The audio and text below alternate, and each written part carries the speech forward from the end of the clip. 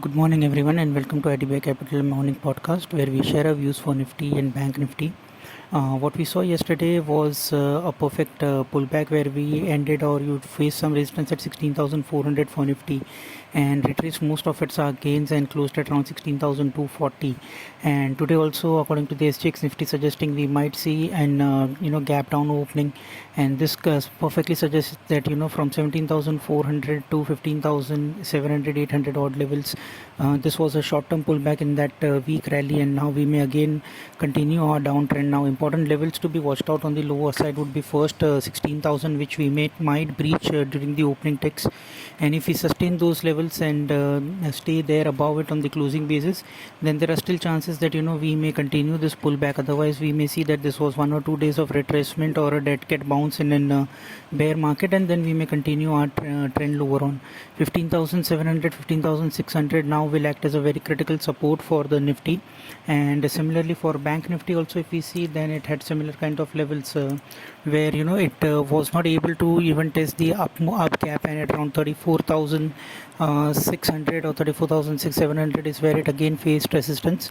33,600 and 33,000 would be critical levels or support levels for Bank Nifty, and if that is breached, then the recent lows would become the support, which was at around 32,150 levels.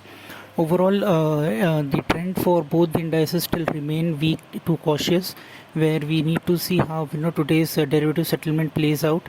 There can be additional selling pressure because of that also going forward. Also, what we saw on India VIX, that India VIX was also has started a little bit of an upside, and long liquidations were seen in both the markets.